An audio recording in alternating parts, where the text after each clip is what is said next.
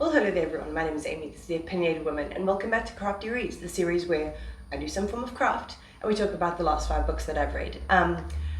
This video, I'm going to be working on, okay, just in case, I don't think she watches these videos, but Jessie, this is my sister-in-law, if you are watching, go away, don't want to spoil your present, I don't want to spoil it, go. Are you gone? Okay, good. So I'm working on these. Is a star, a moon, and a sun. Aren't they cute? So I'm making a tote bag. And I can't work on these parts while I'm talking to you because I need the pattern with me and I need to concentrate. So I've done a few of these that need just the borders done. So I'm going to do the borders while I talk to you. Yeah, I think these came out super cute. I'm very excited to make this into a bag. Right, let's get into it. The first book that I finished was Lessons in Chemistry by Bonnie Garmis. I got this book for Christmas. If you want to see my detailed thoughts about this book, then you can go to my reading vlog. I'll link it down below. I did a whole reading vlog about whether this was worth the hype. And I think it was. Hugo, he's chewing a bone. Can you not chew that right now, my love? Chew it later. This book was on so many people's best books of the year, and I had to find out whether it was all worth the hype. So we're following our main character, Elizabeth Zott, and it's in the 50s and 60s. And Elizabeth is a chemist, and she's trying her hardest to make her way in the scientific career, while at the same time having to deal with horrible abuse and misogyny from the men around her who think that she is not worth anything and can't possibly be doing any good scientific work because she's a woman, even though she's like surpassing them in their mediocre skills by miles, you know, like they're going to her for help. And there's this guy who works at the scientific institute that she works at. His name is Calvin, and he's known as being a grumpy old bastard, but you go. But she doesn't take any of his cuck, basically, and he finds this very intriguing. So part of the story is to do with their love story, but at the same time, it's about women in STEM, it's about feminism. He's very much not the type of guy who's trying to like force her into anything. He believes in her work, he believes in her as a scientist, and they really meet each other on an intellectual level.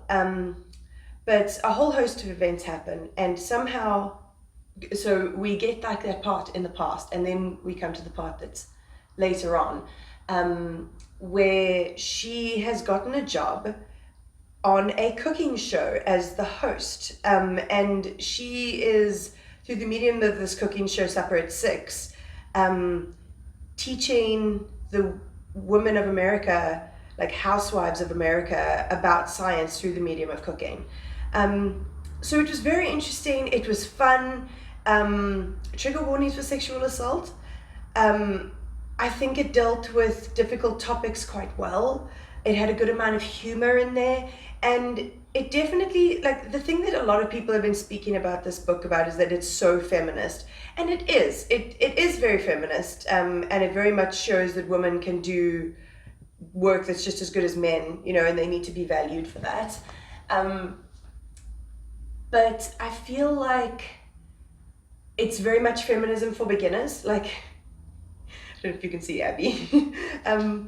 But like, I think because I engage in like feminist discussions and like online discourse quite often, I think these things, it wasn't anything new, you know, it wasn't making any kind of big revelation for me when it came to the feminist side of things. But I'm glad it exists, and I think it was well executed. Then I read the Marlo Murder Club by Robert Thorogood. I can talk about this one. This is a HarperCollins novel. I can talk about it now because the strike is over, the contracts have been amended, everybody's back at work. Hooray, hooray, good things all round for HarperCollins. So I can talk about this book. This is a fun little cozy mystery about this little town called Marlo, and specifically about this woman named Judith who lives on the river in this mansion house, and it's like late at night when we enter the story, and she's decided she wants to go for a swim. So she's stripped naked, got into her robe, and gone down to the river. And she's swimming naked in the river when she overhears her neighbor being murdered. So this throws her down like a rabbit hole of her deciding that she's going to investigate what's happening in this this crime, because she doesn't think the police are getting the right idea, though she does include the police later on. And she sort of goes through all these different hijinks with these two other women that have sort of, like, they're never named the Marlo Murder Club, but they kind of become the Marlo Murder Club. It's three, her and the vicar's wife and a local dog walker, that sort of forge a path to try and figure out what happened in this series of murders that's been happening. And there were some instances when I was like, oh my god, this is goofy as shit. Like what the hell? This is so unlikely. What are they talking about? And then I realized that the author is also a screenwriter. He wrote Death in Paradise. If you've ever watched that, that's like a good mystery show set in the Caribbean. It's very funny. And if you picture it as being a goofy British mystery show, then it's funny. Then it's like, it's a good old time. But I was getting a bit like, and then I realized, I was like, Amy, picture this, like cast it in your head and picture this happening on screen. And I was like, okay, I get it now. Like, it's just a good old laugh, and it was nice and twisty. And I definitely think I'm going to pick up the second one in the series. Eek. See, I'm just doing a double crochet border in the black around the edges. Then I read what's probably, I mean, I've only read, how many is it, 15 books of the year so far, but this is definitely one of the best ones that I've read so far, and that's Day of the Triffids by John Wyndham. This is a book that I would never have picked up on my own. There's so many books that I end up picking up because my sibling ends up putting them in my hands, and I always go with those recommendations because, like, one, it like takes me out of my comfort zone, and it also makes me read things that I wouldn't necessarily read and find like gems, like this one. This is a science fiction-y kind of dystopian, and I really, really enjoyed it. So basically what's happened is this green meteor shower happened and anybody who watched this meteor shower happen wakes up the next day blind. And our main character, wait, what's his name? Bill. So our main character, Bill, was in the hospital with his eyes covered because he'd had a procedure done on his eyes. So he wakes up the next day and there's absolutely nobody in the hospital, which is really freaky. It's just him and the other patients, and most of the other patients are blind. So he's one of very few people in the city that can still see. And he meets with this other woman called Josie, and they sort of like try and team up and find other people who can see and sort of try and figure out how they're going to rebuild society. There's like this really creepy view of London being completely empty besides people who are just sort of like bumbling around. And I think it really goes to say something about like disability and how this world is not built for disabled people, because when the majority of people go blind, like a lot of people end up killing themselves because they cannot cope with an existence that a lot of people were born with or like are living with today, you know? So it's just one of those, very interesting things that just goes to prove that the world is not built for disabled people, which is not the way it should be in the slightest, obviously. But yeah, the story moves outside of London as well, and it's basically just a survival story, but it is not just the blindness that Bill has to worry about. He also has to worry about the Triffids. The Triffids are a type of plant that the humans were cultivating for their oil. Like, you know, instead of using like sunflower oil or olive oil or something like that, you could use triffid oil. And triffids are these weird tall plants that have like these stingers that come out and like stab you, and they've got these creepy little legs, and they walk around. It's so gross. I don't like it. And a triffid sting can kill you. So because all of the people are now not tending to the cultivations of triffids that are happening, they are multiplying and just walking into the city and attacking these blind people that can't see them and can't like run away from their stingers. And it is so freaking creepy. Oh my God. Like it's already like on its own, like quite hectic, the survival rate that he, you know, the things that he has to do to survive and the things that you don't think about. And then we've got these creepy plants that are attacking at every opportunity. Oh, so creepy and so gross. But for a book that's quite heavy, I found it really easy to read, and I thought it was incredibly well written and beautifully paced. And there wasn't too much like dramatic action. I don't like action. I prefer like character-based stories when it comes to dystopians and stuff like that. And this was the perfect example of that.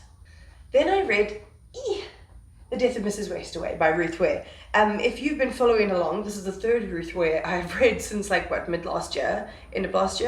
I've read 3 of hers recently because I've actually found her to be a popular thriller writer that I also enjoy, which is like difficult for me to find.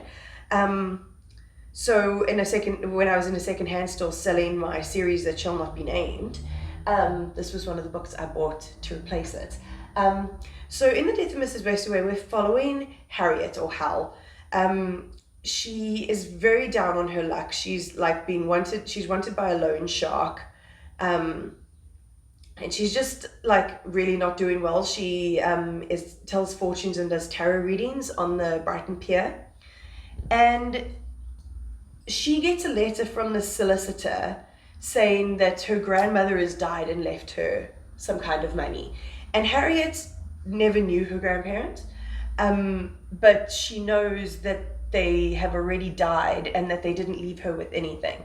So I've done one. I'm going to do another one. So wait, let me show you what it looks like. Yeah, nice. So out of pure desperation, she decides, fuck it, you know what, I'm just going to respond to this and go along to the funeral and figure it out and see if I can get myself out of a bit of a bind financially with this little pot of money. So she goes to, is it Cornwall? Yes. So she goes to Cornwall and she goes to the funeral of this woman and meets all of her children and starts getting embroiled in this like dramatic like nest of family lies and complicated interpersonal relationships between the brothers, and it's very intriguing. And Harriet this whole time has got to put on the ruse that she is this long lost niece that they had never met, and as we go along we find out more and more sordid family secrets that are part of the Westaways. And it's really well paced. I feel like the twists were perfect. The way that she paces it makes you want to read like all in one sitting, like absolutely all of it in one sitting. Just one more chapter, one more chapter, you know? It's just one of those books, and it makes you speculate the whole time. Well, what if it was this? But what if it was this? But what if it was this? And it was just really well done. And she is definitely an author that I will be picking up over and over again, because I think she just handles the domestic thriller in exactly the way I've been looking for. And then the last book that I read is a real bummer, and that's Scenes of a Graphic Nature by Caroline O'Donoghue. I found this one on Scribd and it said lesbian fiction. I was like, okay, sick. I love the gays. Obviously, I'm a gay. So I was like, okay, let me read this one. I can't for the life of me remember the main character's name. So we're just going to say main character. So our main character, her dad is dying of cancer, and she's trying to become a filmmaker. And she's made a film that's all based around this tragedy that happened with her father on this little island in Ireland. So her father was home during the one school day, and during that school day, the rest of his classmates and his teacher were killed by a gas leak in the schoolhouse, and he was one that, you know, survived. And she writes this whole movie and shoots it and puts it out for like film festivals and stuff without ever once visiting Ireland. Like, she's half Irish. Her dad, like, she grew up in the UK. Her dad is Irish. But she's never been to Ireland, which makes no freaking sense to me. Why would you make a whole movie based around a place that you've never even been? Like, it's just so stupid. Anyway, so she gets into the Cork Film Festival, and her and her friend Laura, who helped shoot it, decide to go to the Cork Film Festival. And while they're there, they end up going to the little island and finding out a bunch of secrets and things that happened in the past that people of the island might have been wanting to keep secret. And I just found that the author started a lot of things like conflicts or lines of questioning and stuff like that, but didn't resolve any of it. Like, even the ending was like it was just like a plop right at the end, you know? It was just like a really frustrating book to read. And the main character, like, I'm all for an unlikable main character. I like an unlikable main character. I can also do with an unreliable one. But this one was just plain old freaking frustrating. Like, she just frustrated me so much, just her whole personality and how self-absorbed she is and how self-involved. And like, she just, like, the decisions that she makes no freaking sense. And like, horrible things can happen to the other people in her life, and the only thing she's thinking about constantly is how that thing affects her. And I just found her a really hard character to root for, because she was causing issues all on her own and just like not considering the people around her. And I thought it was really frustrating. So yeah, I just don't think it was very well executed, and I didn't enjoy the writing, so I'd probably not pick up from this author again. Finish my stitch. Come through, you bastard. Ta-da. Okay. And that is the end of it. That is our Crafty Reads. I hope you did enjoy that. I did. If you would like to support my channel, my Kofi link is always linked down below. It's my little one-time tip jar if you're feeling spendy. Like, comment, subscribe, and all of that fun stuff. And I'll check you next time.